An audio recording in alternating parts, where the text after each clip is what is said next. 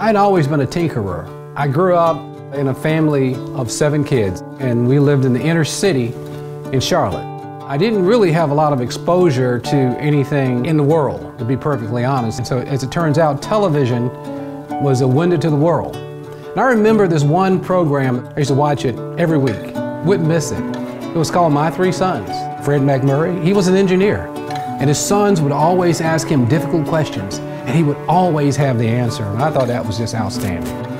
The teacher asked me one day, Paul, what do you think you want to be? And I couldn't think of anything, and I said, engineer. I want to be an engineer. I've not met many people like Paul. He's in a class of his own. He is very strong and passionate leader, but at the same time, he's one of the most humble men I've ever met. I would describe him as very leadership focused, very committed to people, a very loving and trusting person, as well as someone easy to trust because he's very open, very transparent, cares a lot about people, and cares a lot about his community.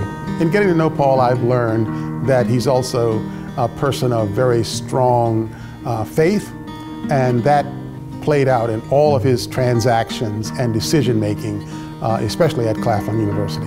That's just the kind of thing he does all the time. He sees a need and he says, well, what can I do to help? And if it needs to be personal, he pitches in personally. Or if he can try to marshal some resources or help coordinate the community resources, then he does that.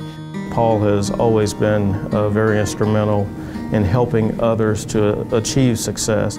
He's helped me personally to achieve success. Paul is a very diverse individual. He came here to the nuclear plant, then he went into customer service, and finally into gas operations. So that just tells you he brings a lot of talent to the table. Paul is very analytical, he is very quantitative, but he transcends that into a way that, you know, his interest is in helping people, whether that's from running a power company or a transmission company and helping his customers, or whether that is working with people in the congregation of his church and addressing their needs, or whether that's going to Africa and working in a missions effort and making the environment for the people in Africa better. I mean, that's Paul's approach to things. He really wants to make life better for the people he comes in contact with. Well, he never meets a stranger, that's for sure. I tell him sometimes, it seems like people just find you. You know, we can be at a gas station and a guy will just walk up and, you know, hey man. His way of showing grace and gratitude is to make sure that he gives back. Well, I think Paul has a great appreciation for what he's been blessed with. He comes from a fairly modest, poor, I might say poor background. He's expressed often his appreciation for how God has blessed him and taken care of him, and he wants to give back. He sees people that are less fortunate, and I think he's deeply moved and is grateful for what he's been given.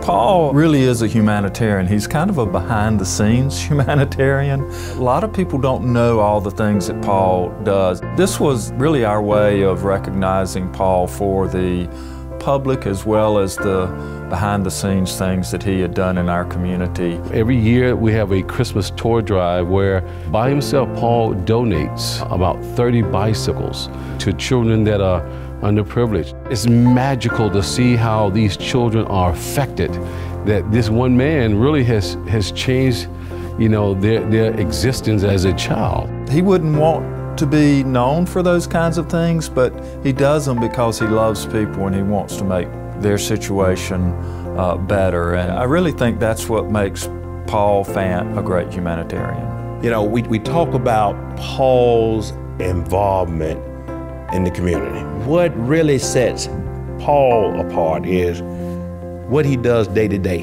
And it is folks that Paul has known over the years, or it could be a stranger, which I think makes him very fitting for the Humanitarian of the Year award.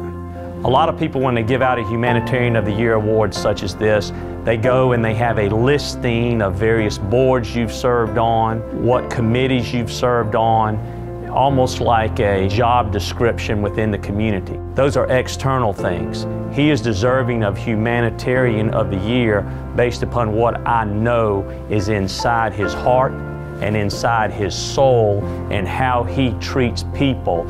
And by that simple treating people as you would like to be treated, he has accomplished some amazing things in our community. I think Paul is going to always continue to be a player in the community. I think that's the way he's wired. Making him the Humanitarian of the Year now, from a United Way perspective, is great, but with Paul Fant, I think the best is yet to come. You know, pride sometimes is a bad thing, but when you have pride in others and you're proud of your husband, and you know, the Bible says a man needs respect. I respect him so much for what he's been able to accomplish, to look at where he's come from, now to have such a role in the community. It's just been really great.